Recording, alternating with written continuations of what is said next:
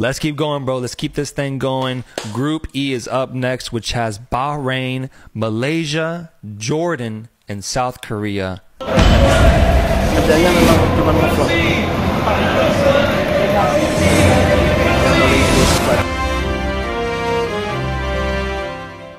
Assalamualaikum warahmatullahi wabarakatuh. Berjumpa kembali dengan Romli Pratama. Teman-teman sahabatku semuanya, gimana kabar kalian? Mudah-mudahan kalian semuanya baik-baik saja beserta keluarganya di sana.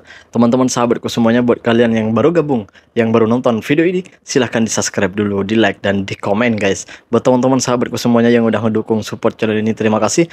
Mudah-mudahan kalian semuanya diberikan keberkahan umur, keberkahan rezeki, dimudahkan segala urusannya, baik urusan dunia maupun urusan akhirat. Amin ya rabbal alamin. Teman-teman sahabatku semuanya, sekarang kan udah mulai ya, udah bukan menjelang lagi, tapi sudah mulai kata orang Malaysia kan. Penghelatan akbar nih. Ini piala yang dinanti-nantikan, yaitu Piala Asia, dimana Piala Asia ini melibatkan 24 negara, diantaranya yaitu negara-negara Asia Tenggara yang lolos di Piala Asia tahun 2024. Yang lolos itu di Asia Tenggara itu ada 4 negara. Ada 4 negara. Yang pertama itu ada Thailand, ada Vietnam, Malaysia, dan Indonesia. Wah, ini menurut saya ini sangat prestasi yang sangat baik untuk timnas kita, karena timnas kita itu terakhir itu main di tahun 2007. Itu pun bukan melewati kualifikasi, tetapi menjadi tuan rumah. Jadi karena jadi tuan rumah, maka Indonesia otomatis lolos ke Piala Asia di tahun 2027. 2027. Gimana sih? Di tahun 2007 gitu. Di waktu itu kita menjadi tuan rumah gitu. Sedangkan tahun ini kita lolos melewati berbagai rintangan. Karena kita lolos itu bukan ringan, tapi juga berat, melewati beberapa negara di kualifikasi Piala Asia. Yang pertama itu Cina Taipei, atau Taiwan ya. Yang kedua, di putaran kedua kita lawan Kuwait, Jordania, dengan apa lagi satunya ya. Pokoknya ada 4 negara gitu. Dan kita berhasil mengalahkan tuan rumah Kuwait dengan satu lagi itu negara apa, dan kalah dengan Jordan 1-0 pada waktu itu, dan kita berhasil lolos menjadi runner-up terbaik gitu. Dan alhamdulillah kita di sekian tahun, beberapa tahun kita nggak lolos di Piala Asia, sekarang kita lolos dan menjadi keempat kalinya kita berada di pentas Piala Asia gitu. Dan juga di samping itu juga ada Malaysia. Kita bahas 2 negara ini karena ada salah satu youtuber dari luar negara kita itu membahas tentang Piala Asia ini. Piala Asia ini dimana beliau ini membahas tentang Malaysia dan Indonesia gitu. Seperti apa pembahasannya? Ini dia pembahasannya guys. Let's keep going, bro. Let's keep this thing going. Group E is up next, which has Bahrain, Malaysia, Jordan, and South Korea. Let me start off with this. There's a very vocal community here located in this group that I think I've been seeing everywhere online. You go to YouTube comments, it's this specific group of people that are nonstop praising their team and hoping that people can give them the credit that they feel they deserve because of the somewhat rise that they've been on. And that group is the Malaysians. The Malaysians are passionate about their country's football team this year, and it's got me really interested because it made me put a little extra ounce of research into them because I see how much they care for their team. Malaysia, a team that in 2018 was ranked 178. Super low. Wow. But fast forward to today is ranked 130th. So a good 40-50 spot rise there. coached by Pangong Kim, the South Korean. Once again, people that don't come from their country coaching other teams. It's a trend here in Asia, but they're currently first in their World Cup qualifying group with impressive wins over Kyrgyzstan and Chinese Taipei. Malaysia's a lot of people's favorites for surprise team of the tournament, and the team that will shock the world in a sense, if you will. The question is, do you buy in? Do you buy into what people ultimately think this Malaysian team will pan out to be? Do you give them that shot of maybe getting second or maybe even third and qualifying through a third place slot? Ultimately, are you buying into this Malaysian hype, or are you completely out on it? I do buy into it. I do. You look at their form, and it's actually fantastic. They have a lot of wins this last 12 months, but there's a caveat to it, bro. And it's against weak opponents, like really weak. I'm talking the lowest of the low in Asia, but it's good that Malaysia are able to actually get those type of results, because if we're talking about a team that's on the rise, then it makes sense that they're getting these results. But a little bit more bad news, I actually think they're in a tough group. We'll look at it in a bit, but obviously South Korea is elite.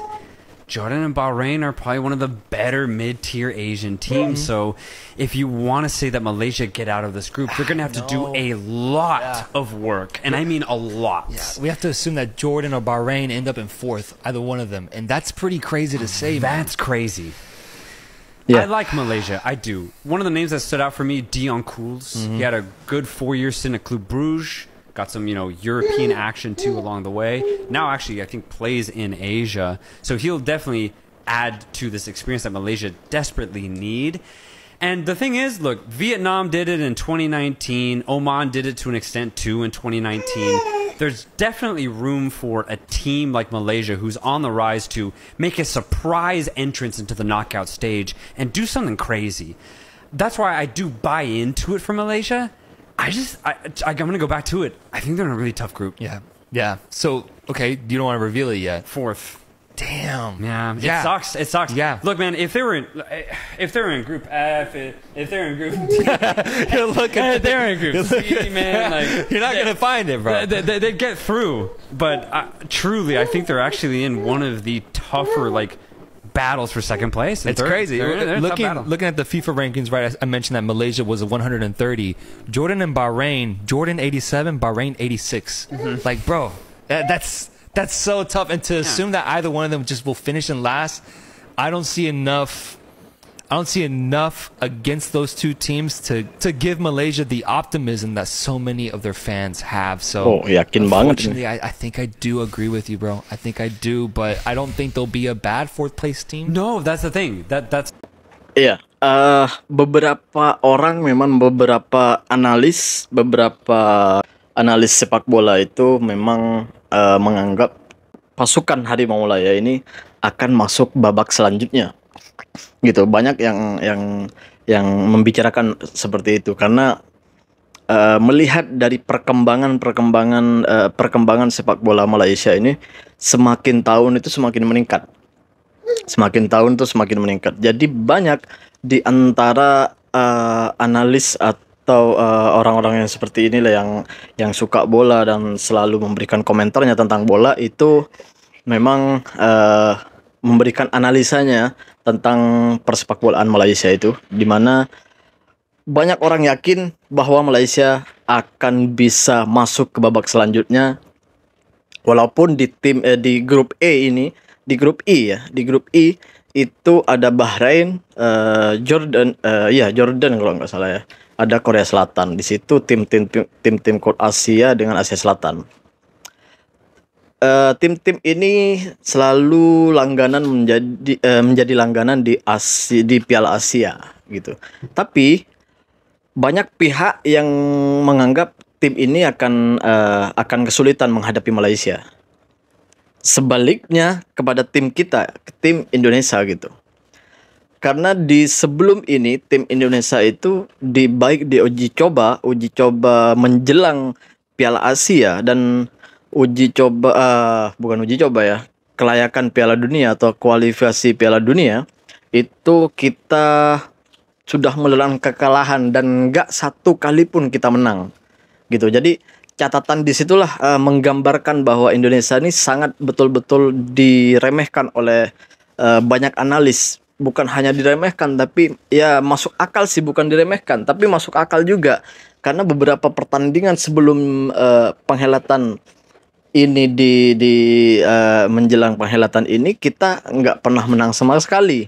Kita lawan Irak pada kualifikasi Piala Dunia itu kalah 5-0. Habis itu kita imbang dengan Filipina 1-1 di kelayakan Piala Dunia.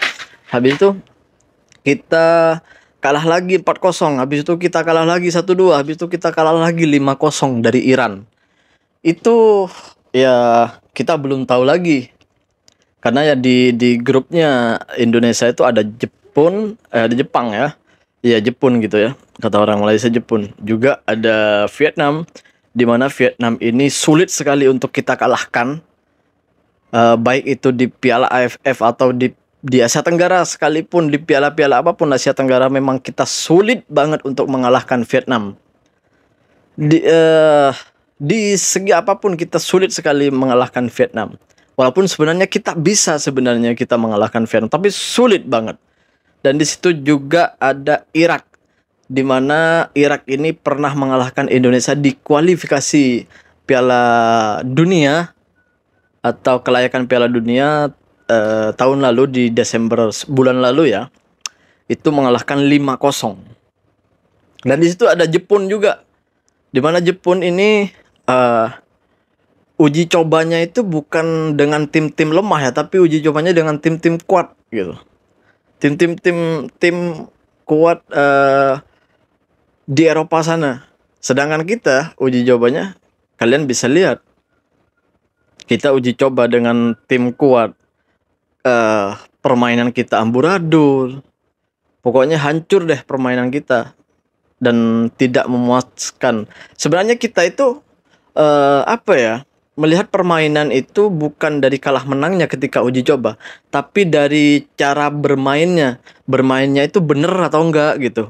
Terus kalah itu udah biasa. Maksudnya kalau kita main, misalnya timnas main dengan tim yang kuat sekalipun dari negara-negara Asia maupun dari luar Asia misalnya, itu kita itu sebenarnya nggak melihat kita akan menang, kita akan kalah, enggak. Tapi kita melihat corak permainan dari timnas kita, udah bener apa belum. Karena kalau kita kalah dalam keadaan bermain udah benar, itu murni karena kualitas. Murni karena kualitas kita, ya kita harus mengakui bahwa kualitas kita masih jauh di bawah mereka gitu.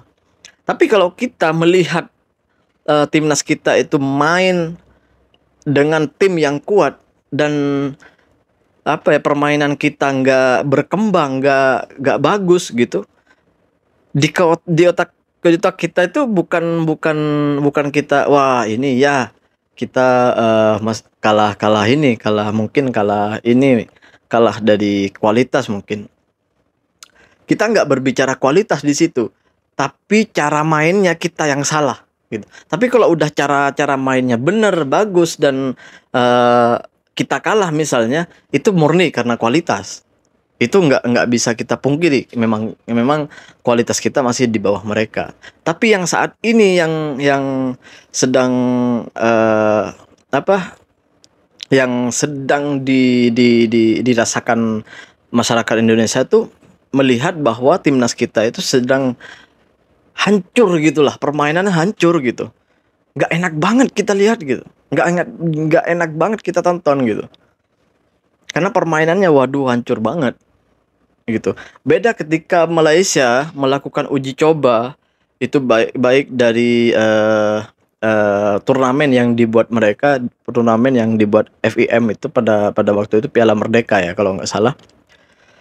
Itu Malaysia itu menunjukkan dan juga kemarin ya, kualifikasi Piala Dunia atau kelayakan Piala Dunia. Malaysia itu menunjukkan kualitasnya gitu. Dan yang paling seru itu dia yang waktu comeback melawan Kyrgyzstan kalau nggak salah ya. Kalau nggak salah ini Kyrgyzstan yang 4-3 itu. Wow, itu seru banget. Yang main di Bukit Jalil itu.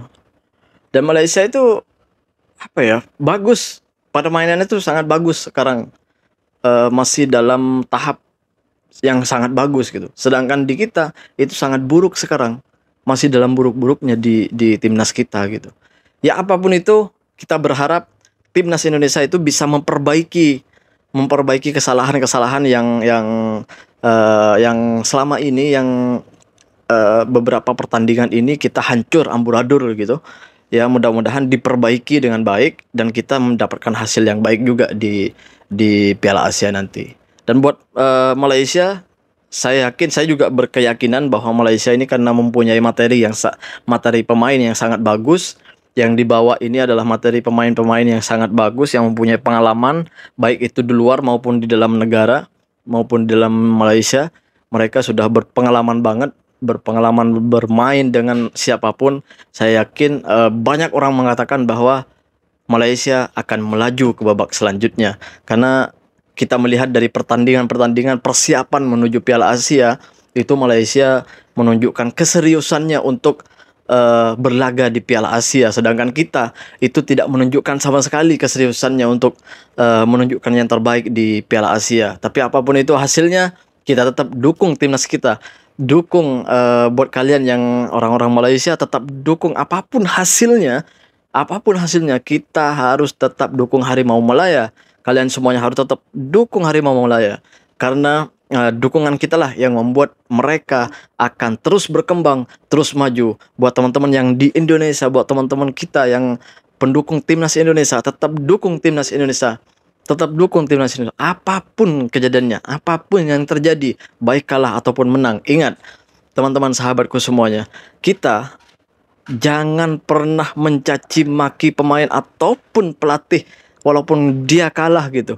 Tapi berikan mereka masukan, berikan mereka motivasi agar mereka terus memperbaiki diri, memperbaiki kerjanya di lapangan sepak bola itu untuk memberikan yang terbaik kepada bangsa Indonesia. Teman-teman sahabatku, terima kasih buat kalian yang udah mendukung. Terima kasih. Assalamualaikum warahmatullahi wabarakatuh. Salam. Kok salam ya?